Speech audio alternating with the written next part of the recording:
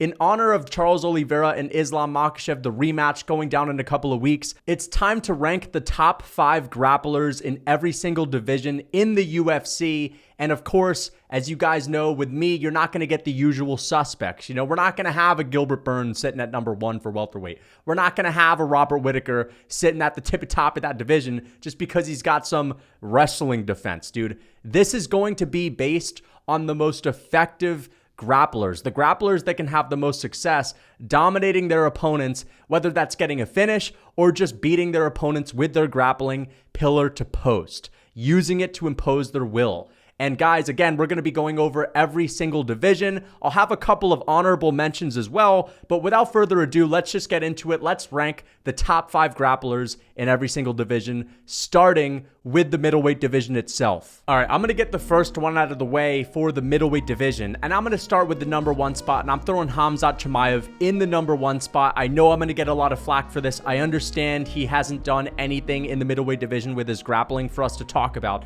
But again, we're talking about a guy that went through Li Jingliang and Kevin Holland, which are ranked fighters in a better division, a more skilled division, with such ease and such swiftness that I cannot not put him at number 1. I have not seen anyone in the middleweight division combine their wrestling with dominant control and submissions. And most importantly, Khamzat Chimaev renders people absolutely useless once he hits the ground with them, unless it's a guy like Gilbert Burns, who is a defensive wizard. Nobody is landing a shot on this guy. That's the difference between Khamzat and a lot of other people. Take, for example, Paul Craig, who I'm actually going to put in the number 2 spot for middleweight, that although has submitted bigger fish, let's just call him that. He submitted guys like Nikita Krylov. He submitted someone like Magomed Ankalaev. Paul Craig gets hit. Paul Craig gets smashed. This dude's on the verge of getting KO'd sometimes before he finds a submission. Khamzat Chimaev, it's so unbelievably dominant, and the level of, again, ease in which he's able to run through people and cut through them like butter, I have to put him at number 1. I think he's going to go out there and fuck Paulo Costa up. And I think that this man would choke Izzy out in the first round. I think that this guy would probably be able to destroy Sean Strickland as well with the grappling. So I'm going to put him at number 1. It's going to be a bad moment for me if he gets exposed and his grappling doesn't hold up at middleweight. But I think if he's not fighting someone like Gilbert Burns, he's running through everyone on the ground. Paul Craig's at number 2. Why? I'm not just going to throw someone up there just because they have an accolade or they've done this and everyone talks about that one moment. No, Paul Craig has a shitload of moments where he's finishing people on the ground. We're talking about a guy that submitted OSP, Kennedy Nzechukwu, Magomed Ankalaev, broke Jamal Hill's arm. You know what I mean? Like, how much more do we need from Paul Craig for this guy to get the respect that he deserves? And he just dominated Andre Muniz. Dan Hardy was talking about Andre Muniz as being the guy to dethrone Izzy. You know, he just hasn't fought a Andre Muniz yet. That's what Dan Hardy was saying. And we just saw Paul Craig run a wrestling clinic on him. Paul Craig's a guy that kind of gets clowned for his wrestling ability sometimes. Dude, his blast double leg, his timing with the takedowns looked beautiful against a decent, competent grappler in Andre Muniz that everyone hyped up because he choked out an old man Jacare, or broke Jacare's arm, I mean. This dude ran through Andre Muniz, beat the fuck out of him on the ground, and finished him. But I'm also putting this guy at number 3, and that's Roman Dolidze. All right? Roman Dolidze, once it hits the mat with this guy, you're absolutely screwed. You know how I talked about Paul Craig?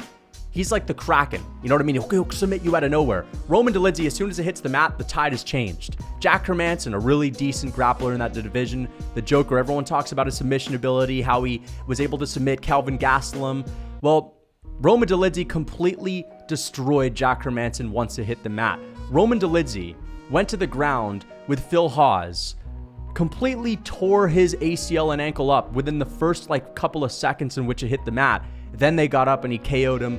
I don't think anyone, unless we're talking about someone like Craig, unless we're talking about someone like Khamzat, is going to get the better of Roman Dolidze on the ground. The issue for Roman Dolidze, I might even have to bump him down a little bit, is that it's hard for him to get fights to the ground to begin with. And that's a part of this. You know what I mean? If you're not getting the fight to the ground at all, if you're like Brian Ortega, why am I going to even have you on the list? We hardly ever see you impose your will with the grappling. All right, these are guys that can dominate with the grappling. So I don't know if I'm going to put Roman Dolidze up there. I feel like Paul Craig, he's proven to be able to beat people with his grappling at the highest level. I might even bump Roman Dolidze down because there's a guy that I want in front of him, and that is Anthony Fluffy Hernandez. That's right. I have Anthony Hernandez in the 4 spot. This is someone that can successfully take fights to the ground. If you don't know this guy, you need to fucking understand how good this man is. This is Colby Covington with power. All right, this is Colby Covington with finishing ability. This dude is one of the most terrifying fighters in the middleweight division right now. He's not ranked yet. I think he actually is in the top 15 now. But he runs through people so easily with his cardio, man. Look at what he did to Edmund Shabazian. You know what I mean? Look at what he did to Marc-Andre Barriou. Look at what he did to Rodolfo Vieiro. This guy has some of the best submissions and wrestling in the UFC right now. Unstoppable cardio. He can wrestle hard for 15 minutes. He could probably wrestle hard for 5 rounds. And he's got finishing ability with his ground and pound. His submissions are there. I've seen this guy pick people above his head and slam them on the mat, people that are much bigger than him, because he's kind of undersized for a middleweight. He's very deceiving when it comes to his looks. He doesn't look that big, but he's strong as fuck. And again, if you can't finish this man in the first round, you're probably screwed unless you're at the top of the middleweight division. And we're talking about the upper echelon of the middleweight division, such as someone like Robert Whittaker, who's just missing out. I ain't even putting Whittaker in the top 5. Now, why? Anthony Hernandez can finish people on the ground and can absolutely mop the floor with people. All right? Paul Craig is, like, people talk about grappling as being not only finishes, bro. I understand that, which is why there are going to be some guys on this list that don't get a lot of finishes. Whittaker, neither does he win fights on the ground with finishes definitively, but he's not able to keep them there once it hits the mat. Like, I've seen him take down Kelvin Gastelum a couple of times. I've seen him take down Jared Cannonier after rocking Jared Cannonier, and these guys always work their way back up to their feet pretty much relatively unscathed. You know, he's able to take down Izzy. Whittaker's wrestling is unbelievable. He's got great takedown defense. He's got a really good ability to take people down at a high clip. Some of the best takedowns in the UFC. I just need to see him do a little bit more with the grappling itself, because he's not winning his fights with the grappling. He's winning his fights with the striking. And, you know, the only fight in which I would say he won because the grappling was a part of it was, of course, I would say in the Adesanya fight. You know what I mean? But defensive grappling is one thing, but even defensively, we saw Dricus du Plessis beat the absolute fuck out of him. And that's why I'm putting Dricus du Plessis at the number 3 spot. This is my middleweight list. Dricus du Plessis took down Robert Whittaker with one of the least skillful takedowns I've ever seen in my life. Just a lot of pure brute strength. But the point is, he got him to the mat, and he actually beat the fuck out of Robert Whittaker and put a lot of damage on him. And Whittaker wasn't the same going into the next round. Dricus du Plessis out-scrambled Derek Brunson. And listen, say what you want about Derek Brunson, clown him all you want. Derek Brunson's actually a pretty goddamn good grappler. You know what I mean? Like, he's come close to finishing guys like Cannonier. He's beat the shit out of a lot of fighters in the middleweight division. In fact, Derek Brunson was able to take down Yoel Romero multiple times when they fought. I'm just saying now, that's a really good thing that Dricus du Plessis was able to show us. And of course, he TKO'd Derek Brunson on the ground as well, although he had just dropped him. My point is, Dricus du Plessis' grappling is gnarly. He 10-8'd Darren Till, choked Darren Till out, and I know it's Darren Till, but still, man, he's dominating people on the ground when it hits the mat. Like, no one has really been able to get the better from that much. The one thing that I've seen is that he can be taken down. Like, Brad Tavares was able to take him down, and Dricus du Plessis didn't really out-grapple Brad Tavares, but Brad Tavares' takedown defense is basically second to none. Maybe Whittaker's the only guy that can maybe rival him in the takedown defense, but other than that, I'm going to put Dricus du Plessis at the number 3 spot. I'm also going to put Gregory Rodriguez, Aliskerov. I'm going to put Ikram Aliskerov and Jung Park in the just missed out as well. So, yeah, that's my top 5. Let's move on to the welterweight division. Number 1 for the welterweight division, I'm going to go with Colby Chaos Covington. I know I've said a lot of things about Colby and saying that people overhype him a little bit, but there's no one that stands out enough to put higher than Colby Covington. Colby Covington, although he doesn't get that many finishes on the ground, he does absolutely mop the floor with people once he gets them to the mat, unless it's a really, really good level of opponent like RDA or Kamaru Usman, who he can't really do much to. Now, he did beat RDA. He did out-grapple RDA. That is something. Not many people are going to out-grapple Kamaru Usman before he gets head kick KO'd by Leon Edwards. But I think that Colby Covington edges it out because, again, unlike Usman, once he gets people to the mat, he drains them just a little bit more. His jiu-jitsu is a little bit better. You know what I mean? He's threatening with rear naked chokes. He's threatening with neck cranks. He's threatening with different submissions. And he actually has some really solid ground and pound too. Like the ground and pound in which we saw in his fight with Tyron Woodley, the ground and pound in which we saw in his fight with Jorge Masvidal. He's got some really good ground and pound. Just lacks a little bit of a finishing ability, but I feel like he makes up for it with the control, with the ability to control guys. I'm going to put Kamaru Usman in the number 4 spot. I feel like Kamaru Usman has dropped down just a little bit. And I think that has to do with his wobblestone, cobblestone knees. All right. Now, again, we're not talking about all time who's the better grappler. I'm talking about right now. That's what I'm talking about. And I don't think that Kamaru Usman is the better grappler than Colby Covington right now. And I think that his wobblestone, cobblestone, old man knees, after the 70 leg kicks and knee stomps that he took from Leon Edwards in the trilogy, I think it's going to make his takedown threat a whole lot worse. And Usman, no submission ability. Ever since the Tyron Woodley fight, I haven't really seen him be able to hurt people on the ground that much. And like, he doesn't drain people the same way that Colby does. Pause, but you guys get what I'm saying. Maybe if we were talking about 2018, 2019, I'd put Kamaru Usman up there at the number 1 spot. But right now, I feel like he's just getting a little bit less impressive when it comes to his wrestling, when it comes to his takedowns. Like, again, when he took down Leon Edwards multiple times in the rematch, he wasn't really able to do that much with it. Wasn't able to hurt Leon. And I feel like if Colby was able to get him down a few times, he'd make Leon a little bit more tired than we saw Usman make him, because he will make Leon work a little bit more because he'll be threatening things more often on the ground. But there is a guy that I'm going to put ahead of Kamaru Usman, and that's Belal Muhammad. Belal Muhammad, people clown him all the time. Yeah, he looks a little bit stiff. He looks awkward in the cage. But we've actually seen this guy beat the fuck out of people on the ground. Like, I've seen him use his wrestling to take down people like Wonderboy Thompson. And we've seen someone like Gilbert Burns take down Wonderboy Thompson. And Burns, he wasn't able to do much with it. This is the thing about Gilbert Burns. He wasn't able to do a whole lot with it. You know what I mean? Belal Muhammad absolutely decimated Wonderboy Thompson on the ground with ground and pound. You know, Belal Muhammad used his takedowns to beat Vicente Luque. We've seen a good grappler like RDA, who's not that tiny for the welterweight division, just a little bit undersized for the welterweight division. We've seen RDA fail time and time again to get Vicente Luque to the mat and control him. Belal Muhammad was able to successfully take down Vicente Luque many times in his fight. And if you're looking at the size of Belal Muhammad, if you're looking at the cardio, even though he's the same age as Usman, basically, I don't know why, but I almost always think of Belal Muhammad as a younger up-and-coming guy. He's 35. Which is just crazy to think about. I know that I'm getting off topic, but he's 35 years old. We think about this guy like he's, it's just a matter of time before he gets his title shot. The UFC is going to starve this guy out. Goodness gracious. I mean, I feel like Belal needs this shot now before he's 38. The UFC might really string him along in a whole stakeout process. But I think that Belal right now, I think he's got a better finishing ability than Kamaru Usman. So I'm going to put Belal number 3. Someone that's going to go at number 2 is Shavkat Rakhmonov. I think that Shavkat Rakhmonov's got nasty finishing ability on the ground. Neil Magny, say what you want about Neil Magny. I know that Gilbert Burns subbed him pretty easily, like Shavkat did. But I think that Shavkat, all the submissions on his record, you know what I mean? Like, every single submission that I've seen from this guy, like, he's very, very good on the ground. He's got great control. He's a big welterweight. Yes, I'd like to see him prove a little bit more. So, actually, you know what? For that reason, I'm probably going to put Shavkat under Belal Muhammad. I'll put Shavkat at number 3. I don't think that Kamaru Usman would be able to successfully take down Shavkat Rakhmonov that often. And I feel like Shavkat would be more successful if he's able to take people to the ground. Like, I feel like if Shavkat were to take down Ian Gary, he'd probably smoke him. You know what I mean? He'd probably twist him into a pretzel. We're not talking Khamzat level. He doesn't use his wrestling that often. He did get a lot of his takedowns stuffed against Jeff Neal, which wasn't a great look. But Jeff Neal was 3 pounds overweight, didn't make weight, had a big advantage because of that, and also just has really good takedown defense as well. So I'll probably put Shavkat.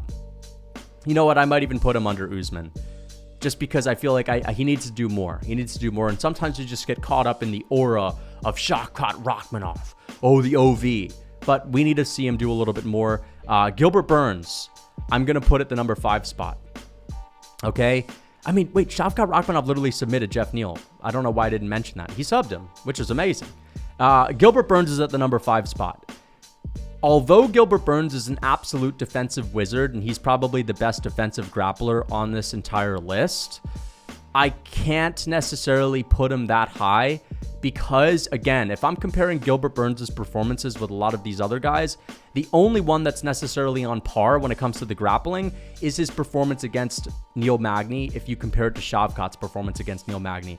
Gilbert Burns finished Neil Magny in the first round. Shavkat took him 2 rounds. That's it. But we saw the Wonder Boy fight. What was going on there, Gilbert? You know what I mean? Like, this guy was holding on for dear life, not able to do any damage to Wonder Boy Thompson at all. No damage whatsoever. Little rabbit punches. People talk about Volkanovski's mosquito punches to Islam in the 4th round. No. These are mosquito punches. Little buzzes buzzing around the ear of Wonder Boy Thompson is what Gilbert Burns was doing. Yes, I understand that his ability to get out of bad positions with Khamzat definitely brings him up there. His ability to get out of bad positions with someone like, what's his name? Damian Maia, who's a monster on the ground.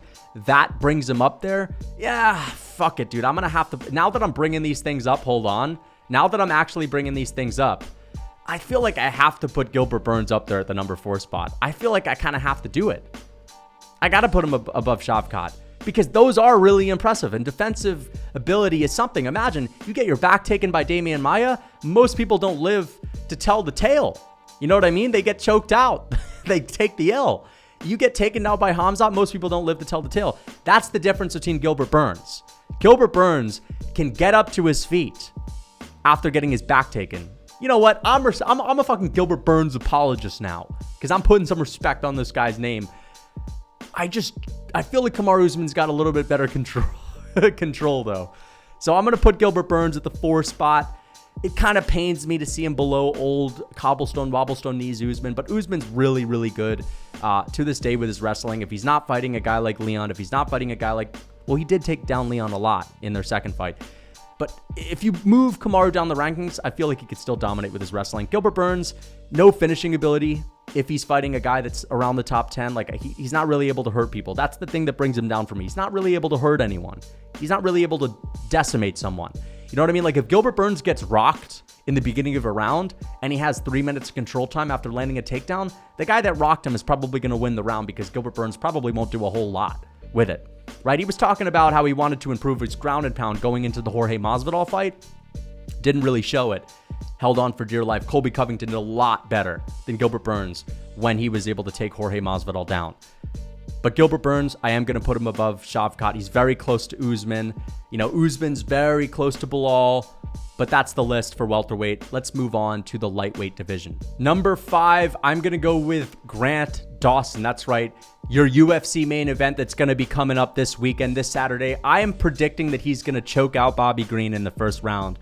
The level of speed at which Grant Dawson is able to sink the hooks in to take people's backs, to put them in a horrible, horrible position, and this dude's hustle. And I'm just talking about heart. I'm talking about willingness to push through adversity, willingness to go to the dark place, to dark waters. He was able to completely decimate and dominate Damir Ismagulov.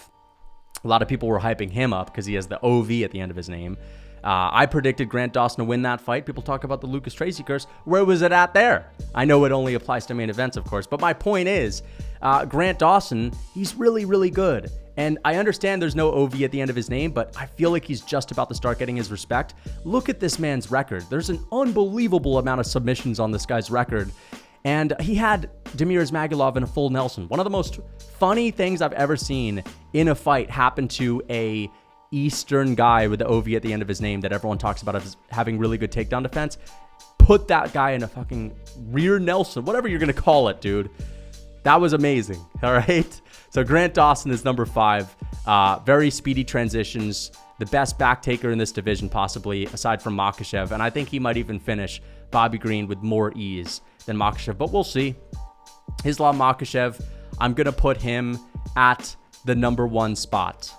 Again, say what you want about him not being able to do a whole lot to Charles Oliveira on the ground. Charles Oliveira wasn't able to do shit to Islam Makhachev on the ground either. And Makhachev, he was kind of in the dominant position, and I understand that that's not how we're going to judge all grappling exchanges, but Charles Oliveira, other than a couple of failed submission attempts, Didn't get anything off on him. Makhachev landed a couple of ground and pound strikes, and Makhachev subbed him.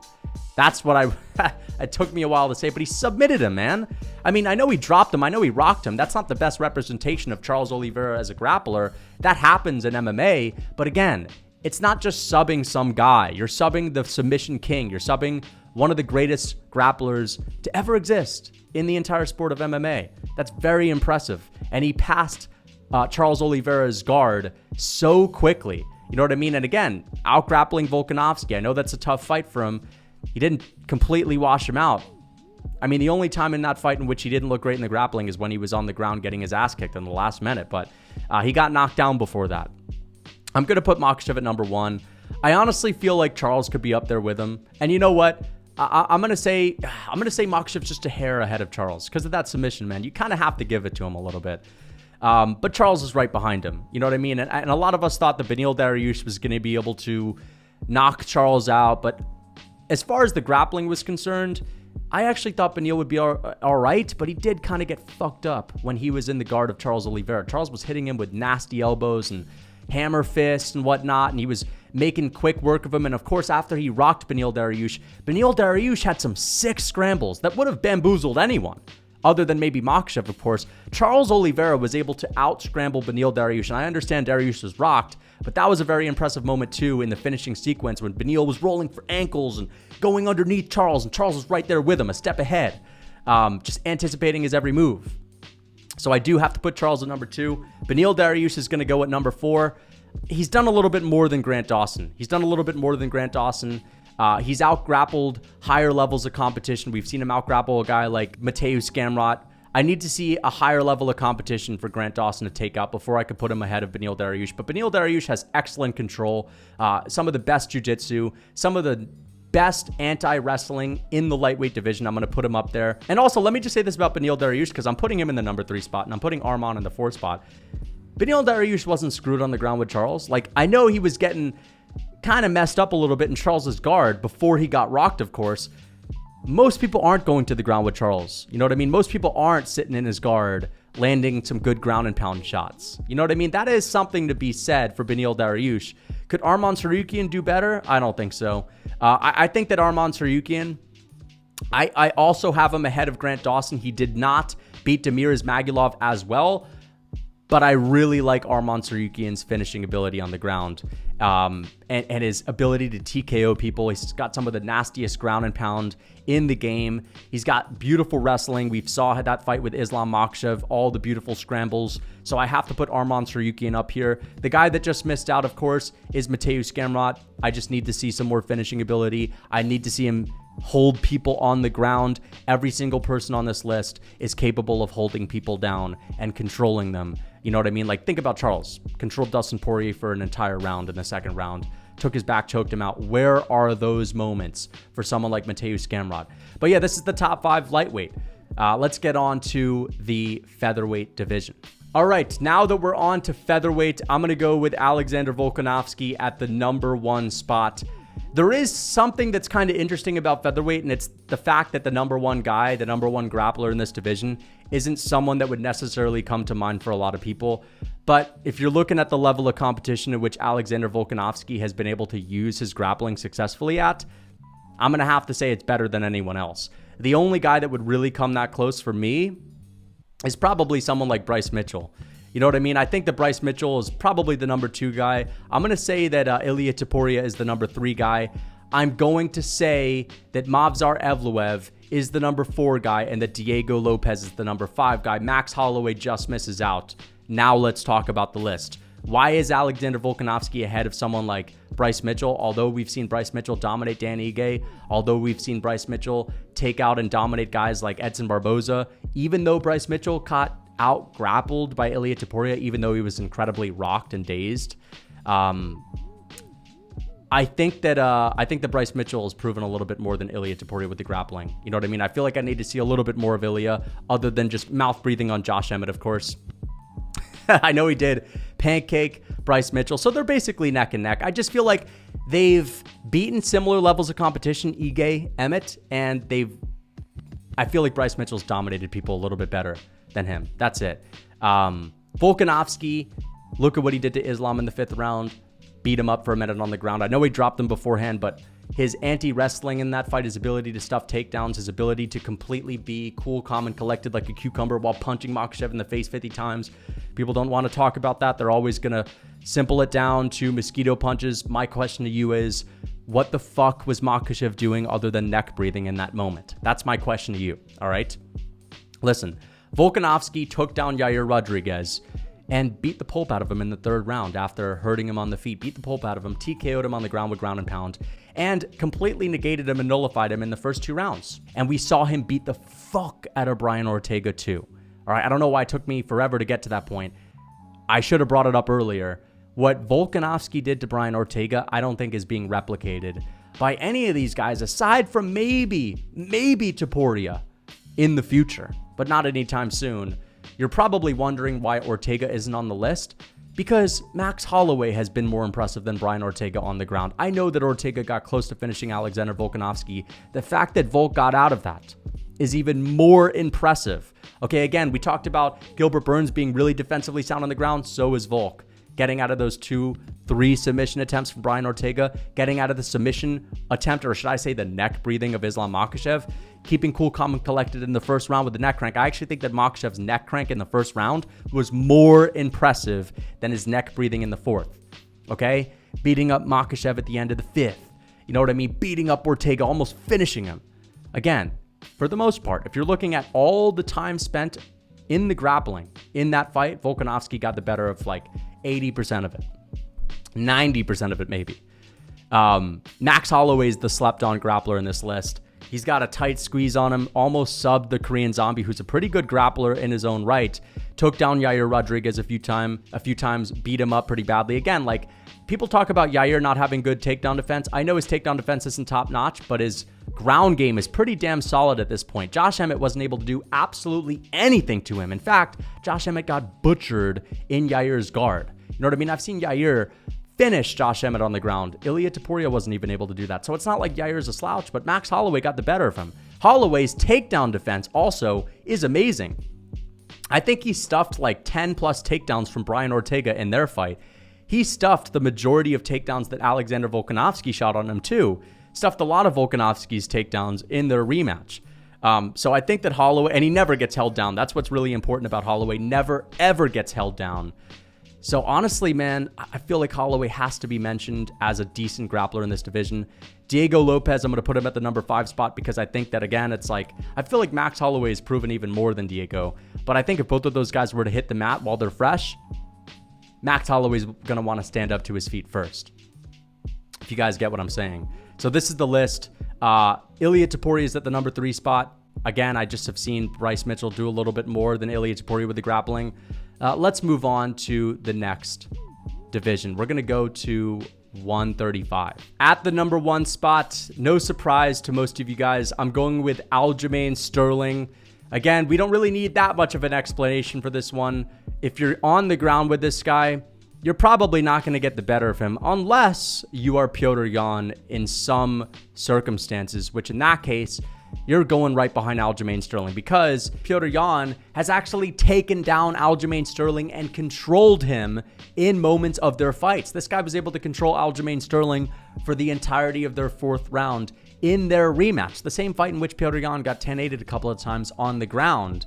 Well, he also was able to take down Aljo and control him in that fight as well. He was able to take down Aljamain Sterling many, many times in their first fight. Doesn't have the same submission ability, doesn't have the same ability to finish people, doesn't have quite the same ability to control people on the ground. He's not the same specialist as Aljo, but he can take people down. His wrestling is amazing. He can hurt people on the ground. He can gas them out. He can be a tiring physical presence to deal with on the ground. We saw that with O'Malley, taking down O'Malley, picking him up, slamming him on the ground, landing some decent ground and pound shots, establishing some control. Not the same as Aljamain. Aljamain wasn't able to do shit to O'Malley, but he only tried to go for 2 takedowns. That's the difference. And he doesn't have the same threat on the feet. I have to say Aljamain Sterling's takedowns aren't as good as Yan. I actually think Yan's MMA wrestling is a little bit better, but Aljamain as a grappler is just a little bit more effective. Merab Dvalishvili, I'm putting him at the number 5 spot. A lot of you guys are going to say, why? Whoa. Why Merab at number 5? He's one of the best grapplers in that division by far. he almost barely missed out. I would consider not even putting him, you know what I mean? Like, it's there, but it ain't all that great. What Merab Dvalishvili does really well is he bumps into people, he shoves them around the octagon, he just constantly puts you in a reaction fight, and it's hard to do anything to him because of it. But as far as the skill, the control, the submissions, the ground and pound, it ain't there. He's not able to keep anyone on the ground at all. He can be taken down too. Petr Yan took him down a bunch of times. Him beating Petr Yan, it's cardio. All right, there's a difference between grappling and cardio. What's the difference? Well, if you're failing 50 takedowns, and every single takedown you get, which was what, 10 out of 55 out of 59 or something like that, wasn't able to establish any control at all. Again, good wrestling cardio, good wrestling pace, but man, he ain't able to do fuck all with it. His success comes from bumping people in the octagon like bumper cars. That's Merab Dvalishvili's game plan. Just bump into people left and right. That's it, just shoving people around. I'm not really going to think of that as being all that skillful. Cardio-wise, Merab Dvalishvili is number one all time. No debate. You're not going to have a debate on that. Effectiveness, he's up there. I mean, this guy could beat everyone. But I can't call this guy an amazing grappler compared to Petr Yan and Aljamain Sterling when, again, it's all just bumping into people. He's shown no ability to control anyone in his fights. You know what I mean? Like, no ability at all. Merab Dvalishvili's been controlled on the ground too in his career, and I just don't see him actually doing anything to anyone. He's not got good ground and pound. He's not got submissions. The only finish he has on the ground is Marlon Moraes, who was unbelievably gassed out, and you know, the guy was gassed. I think that Henry Cejudo is actually better than Merab Dvalishvili, and Henry Cejudo is overhyped too because of his gold medal. I get it that Henry Cejudo's probably got better takedowns than someone like Petr Yan, than someone like Aljamain, but his grappling in regards to actually dominating people with it at a high level, we haven't seen that much of it. You know what I mean? Again, same circumstance as Merab, finishing Marlon Moraes when he was gassed on the ground. Other than that, he's not done a lot that's impressive. You know what I mean? He's not controlled anyone at a super high level on the ground and really done much with it. I'm going to put in Corey Sandhagen at the number 3 spot. The level of control that Corey Sandhagen has showed in his last few fights, completely nullifying someone like Marlon Chito Vera, beating him up on the ground, completely nullifying someone like, what's his name? Rob Font, while he had a broken tricep. Not able to do much with it, but didn't have any issues keeping him on the ground. Corey Sandhagen's shown ability to submit people in the past. He's had TJ Dillashaw in some horrible positions. He's got really creative submissions, great submission defense as well. There was that one fight in the beginning of his career where his arm almost got broken in like 10 different places and he was able to get out of that position. I think that Corey Sandhagen's actually probably more effective with his grappling than someone like Merab. I think his takedown entries are better than Merab. I think his control is better than Merab. I think his submission game is better than Merab. Merab Dvalishvili just pushes and shoves into people, and I can't rank that so highly. I just can't. All right, guys, we are going to move on to the heavyweight division, and I'm going to be starting it with that Plotty Man Curtis Blaydes. I'm going to be throwing Plotty Man at the number 4 spot. I really do like Plotty Man's grappling skills. I like his wrestling, but it ain't all that dominant. Where are all the finishes? I feel like Curtis Blaydes, when he was not so far removed from his college wrestling days, was doing a little bit better on the ground. Now we've gotten to the point to where he's barely scraping by and holding on for dear life with a guy like Jairzinho Rozenstruik, and he's not even able to keep him grounded for the most part. I just see people doing a whole lot better with the opponents that he has fought and beat. You know, Curtis Blaydes did dominate a guy like Alexander Volkov. You know what I mean? Curtis Blaydes did take down and use his wrestling to win a decision against Jairzinho Rozenstruik. But you know what? Jailton Almeida choked out Jairzinho Rozenstruik in the first round.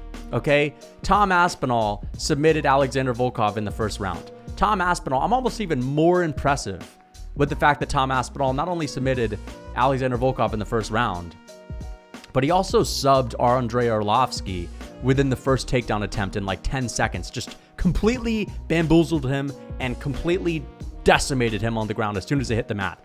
Jailton Almeida has unbelievable control and jiu-jitsu for the heavyweight division. He's moving up to heavyweight with that light heavyweight skill, started his career in the light heavyweight division. Some people say he's undersized. I disagree with it. I just think he doesn't have a lot of body fat. He's big, he's shredded, but I guarantee you this dude is probably up there with the top 3 strongest fighters in the heavyweight division. Why do I have Jilton Almeida higher than Tom Aspinall. I've just seen his grappling a little bit more. I've seen him beat people more often than I've seen Tom Aspinall beat people on the ground. And in the heavyweight division, Jilton Almeida is putting up Khamzat Chimaev-esque numbers. He's not getting touched at all. But I'm going to put both of these guys 2 and 3 above the Plotty Man. I don't care about Plotty Man's takedown record in the heavyweight division. I don't care about his college wrestling background. At the end of the day, dude, these guys are more impressive. These guys are disposing of fighters a little bit more quickly, and their finishing ability is just a little bit better. I'm going to put Tubby Man Marcin Tybura in the number 5 spot. Marcin Tybura has gassed a lot of people out and ended up beating them. You know what I mean? Marcin Tybura has out-grappled someone like Sergey Spivak. Marcin Tybura has decimated heavyweights outside of the top 10. There ain't a whole lot of heavyweights to talk about. This is the thing about the heavyweight division. It ain't all that good outside of like the top 4 grapplers. You know, maybe you could throw Sergey Spivak in the mix. I think the Tubby Man takes the cake. He's got a good ability to survive, weather a storm. He's beaten people like Alexander Romanov, like, you know, mid-tier grapplers at heavyweight. He's beaten the mid-tier grapplers. You know what I mean? He would beat Muhammad Usman, 100%. Jon Jones is going to have to be at the number 1 spot. Again, running through Cyril Gane in the first round, Francis Ngannou had some decent wrestling. Wasn't able to do jack shit to Cyril Gane on the ground. And I actually think he lost that final round to Gane. And I think that Gane almost had Francis in some good submission attempts. But yeah, Gane doesn't have the best wrestling, but look at what happened when Gane fought another grappler like Sergey Spivak. Sergey wasn't able to do nothing to him, wasn't able to get close to taking him down. Jon Jones took Gane down within the first attempt and twisted him into a pretzel, man. Took the neck, choked him out against the fence. All she wrote in 3 minutes, maybe not even 3. I think that Jon Jones has that light heavyweight grappling skill combined with the experience, combined with the excellent wrestling as well, and the really good striking to set up the takedowns, which make it even all that more effective. So for that reason, I have to go with Jon Jones at number 1. So let's get on to the light heavyweight division. Anthony Smith, I'm going to put Anthony Smith at the number 1 spot. Now, why? Anthony Smith has established such an unbelievable dominant reign that, you know, it's brought tears to my eyes sometimes when I thought about the level of skill that Smith has been able to display. And on paper, there ain't nobody that beats him. But in reality, I might put him at the number 5 spot. All right, why? Because someone like Alexander Rakic has absolutely creamed him on the ground. And I've seen the same thing with Magomed Ankalaev that cut through him like butter, right? Magomed Ankalaev, honestly, this is kind of sad. He might be the best grappler in this division. The light heavyweight division is an absolute graveyard for grapplers. And I understand that if some of these guys were to move up into heavyweight, they might be able to out-grapple a lot of these guys too. Like maybe Magomed would be finishing heavyweights just like Jilton. But I don't know, man. He doesn't have that style. And at the end of the day, if that's not how you impose your will, I can't count on that to happen. I can't just count on Magomed Ankalaev to become a wrestler and a grappler only at heavyweight. That's what Jilton Almeida was doing in the light heavyweight division. But it is kind of sad. There aren't really that many grapplers that stand off the board that much. Nikita Krylov, he's shown some really good submission ability recently. He submitted Ryan Spann, was able to go out there and take down Johnny Walker on a couple of occasions and controlled Johnny Walker on the ground. That's a big, strong light heavyweight that has some decent grappling too. So I'm going to put Nikita Krylov in the 3 spot. I'm going to put Alexander Rakic in the 4 spot.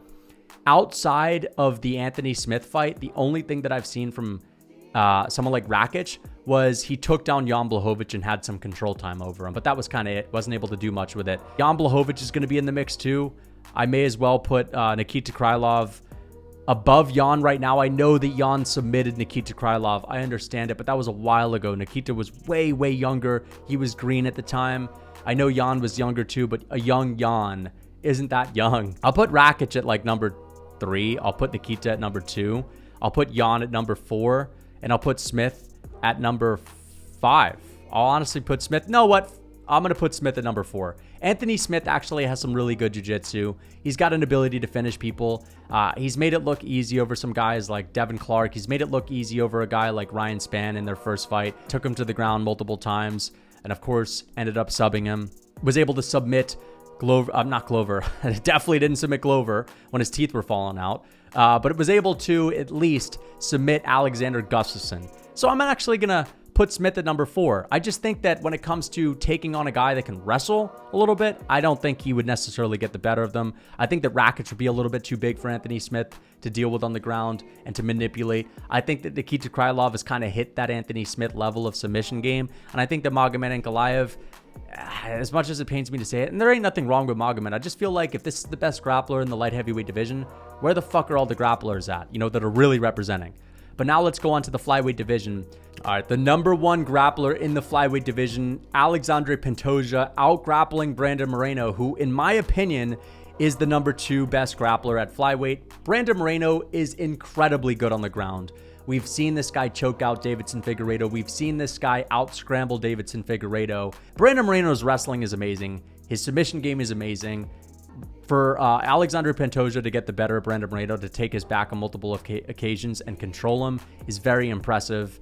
And Pantoja, we know how good this guy is when he gets the back. We've seen him choke out Alex Perez. We've seen him choke out Brandon Royval.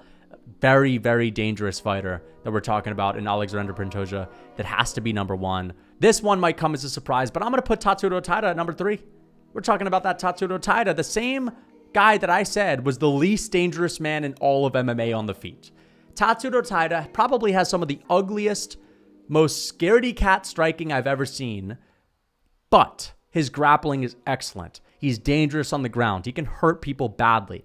I know the level of competition in which he's out grappling. It ain't all that great, but once it hits the mat, it's total domination. Flyweight division, the only other guys that are going to come that close to him, in my opinion, is someone like, maybe you could put Brandon Royval in the mix, but I think it's just his submissions for the most part. I don't really think his control is all that good. I think that Muhammad Makhachev is going to make the cut for number 5. Flyweight division isn't that deep, to be honest. It's not really that deep. And yeah, I think that Muhammad Makhachev might make the number 5 spot. And I'm going to put Tagir Ulanbekov in the 4th spot. Again, look at these guys that we're talking about. Davidson Figueiredo would have been at number 3. Askar Askarov would have been at number 4. But we're losing these grapplers that are in their prime. Where are they going? I know that Askar Askarov is a decent grappler. He got cut from the UFC, or maybe he just left. I don't know what's going on with him. Davidson Figueiredo, he's moving up to 135. I would have had him higher than all these guys, but that's why I have to go with the young guns. I'm going to go with Taira at 3. I'm going to go with Ulanbekov as 4. And I'm going to go with Muhammad Makhachev as 5. I hope you guys enjoyed the video. We've been on it for a while. This was a really fun video for me to make. I love these kinds of videos. Maybe I'll do a striking edition pretty soon, but I hope you enjoyed. Until next time.